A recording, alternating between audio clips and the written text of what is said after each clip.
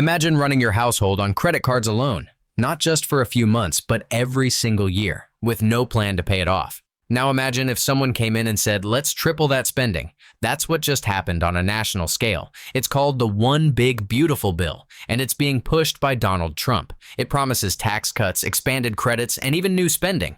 But behind the rosy name is a harsh math problem. The Congressional Budget Office says it would add $3.3 trillion to the deficit over the next decade. And the person raising the biggest red flag?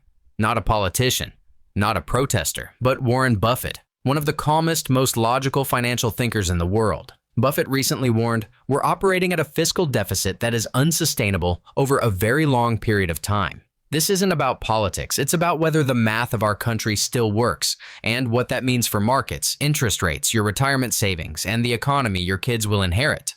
So what exactly is in this beautiful bill? Why is Buffett, and someone who usually ignores political noise, suddenly stepping up with warnings? And how could this affect your financial future? Let's break it all down. So what exactly is in this bill that has Warren Buffett uneasy? The One Big Beautiful Bill isn't some fringe policy idea. It's front and center in Donald Trump's 2025 campaign agenda, and he's not being subtle about it. He wants to make the Trump-era tax cuts permanent. That includes slashing corporate taxes, extending reductions for high earners, and rolling back many of the fiscal safeguards that were designed to keep deficits in check. But here's where the math gets messy. According to the Congressional Budget Office, if passed, this bill would add between $2.8 and $3.3 trillion to the national deficit over the next 10 years. That's not just loose change. It's enough to finance an entire decade of Medicare hospital insurance. And the costs don't end there. If these tax breaks are extended beyond the sunset dates, the true cost balloons to $5 trillion or more, especially once you factor in the extra interest payments. Let's talk about those interest payments for a second, because they're not just background noise. When the government borrows more, it pays more in interest. And it's not theoretical. Right now, interest on the national debt is one of the fastest growing parts of the federal budget. We're at a national debt of about $36.2 trillion. That's $106,106 for every single person in America. In fiscal year 2024, interest payments ran about $870 billion, surpassing both defense and Medicare spending. Over the next decade, interest is projected to nearly double, hitting roughly $1.8 trillion by 2035 and totaling an eye-popping $13.8 trillion cumulatively. By 2034, interest expenses could eat up over 3.9% of GDP, outpacing defense and edging close to Social Security outlays. That means less money for schools, infrastructure, healthcare, or innovation, because more is going just to service debt. If that sounds like carrying a maxed-out credit card on minimum payments for decades, that's because it is. And there's another piece, healthcare. The bill proposes deep cuts and spending caps on Medicaid expansion and subsidies tied to the Affordable Care Act. According to analysts at the Urban Institute and others, this could result in 10 to 12 million Americans losing health coverage over the next decade, while the wealthiest Americans receive some of the largest tax breaks. Now, Trump's team argues that the bill will pay for itself by boosting growth. They say more money in private hands will lead to more investment, more jobs, and more tax revenue. That's the theory. But critics say, we've seen this movie before, and the ending isn't great. After the 2017 tax cuts, the economy got a short sugar rush, but it increased the deficit by $2 trillion. Larry Summers, former Treasury Secretary, has called this bill fiscally insane, calling it the most irresponsible economic policy proposal in decades. It could spike interest rates, undermine market confidence, and limit future policymakers' options when crises hit. Even credit rating agencies are watching. In November 2023, Moody's downgraded the U.S. credit outlook, citing the lack of political will to control long-term debt.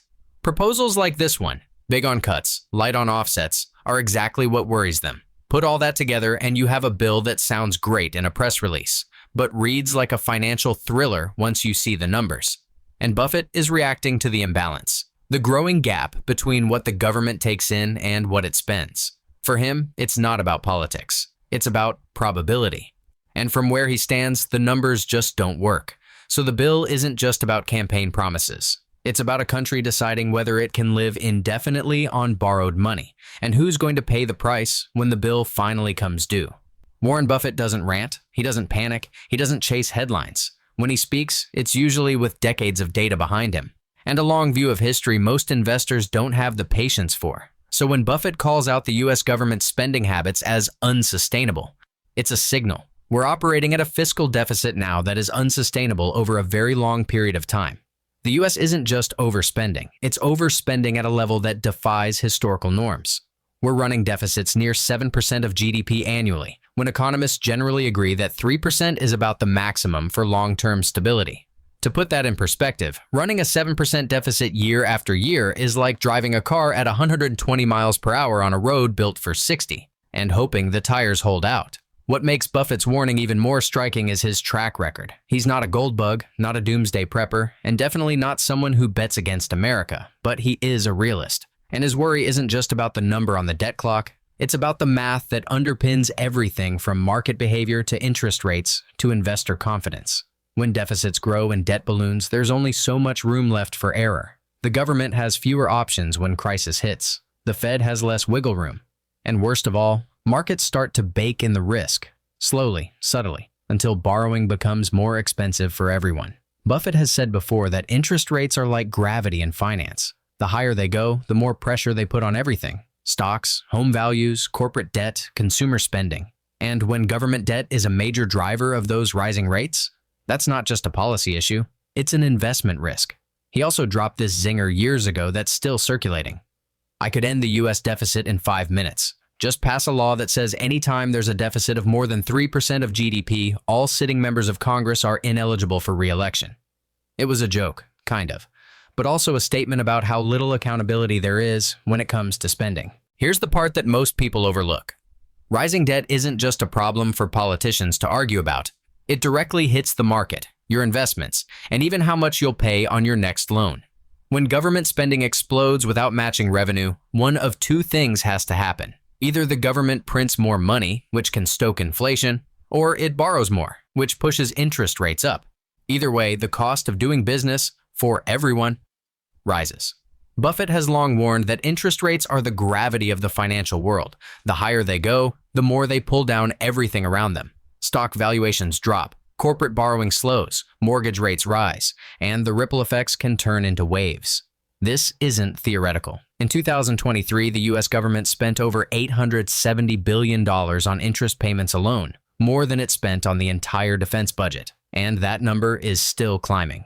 Now, picture this: a country with over $36 trillion in debt deciding to add another $3.3 trillion without a plan to cover the tab. That's the setup from the One Big Beautiful Bill, and it's exactly what credit rating agencies like Moody's and Fitch are watching. When the creditworthiness of the US comes into question, markets take notice. Investors demand higher returns to hold US debt. That means higher interest rates across the board, not just for the government, but for banks, businesses, and regular people. Your car loan? Higher. Your mortgage? Higher. Your credit card APR? Also higher. When markets start pricing in risk, real or perceived, they move. We've seen it before. The 2011 debt ceiling standoff triggered a US credit downgrade and a 2,000-point drop in the Dow within days. Now imagine a long-term policy path that normalizes massive deficits. Buffett's own behavior offers clues. When he smells instability, he slows down. He holds more cash. He buys quality over quantity. He avoids companies with weak balance sheets and looks for businesses that can survive lean times.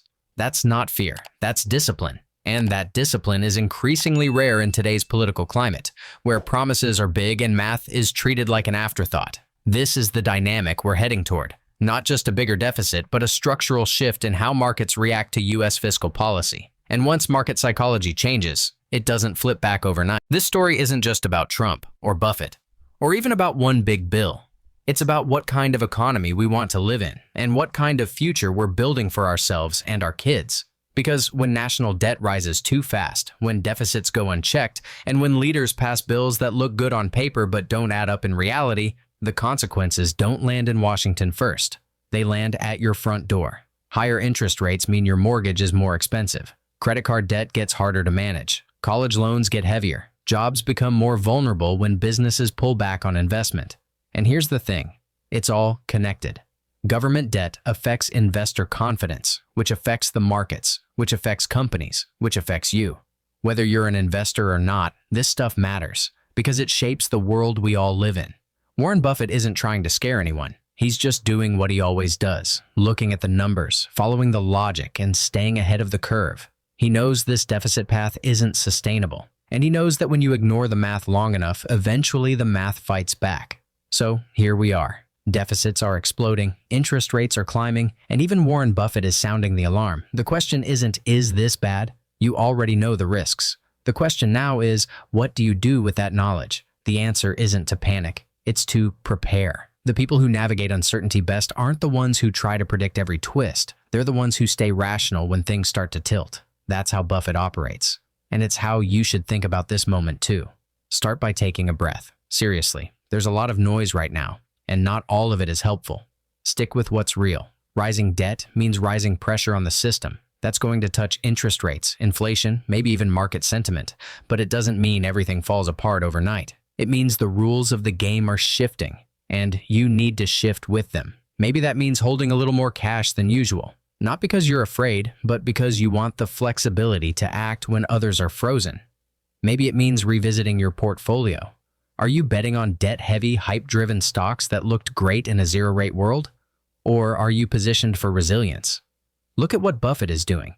He's not buying more just to chase growth. He's sitting on a $340 billion cash reserve, watching, waiting. And maybe the biggest move you can make right now? Just pay attention. When government policy starts reshaping the economic landscape, the worst thing you can do is ignore it. This isn't about politics. It's about staying clear-eyed in a time of fog. So no, you don't need to predict the next crash. You just need to be ready if it comes. Stay smart, stay steady, and when the rest of the world starts scrambling, you'll be glad you didn't wait to adapt. Trump's adding trillions to the national debt. But could it be a planned market crash? Click the video on screen to find out.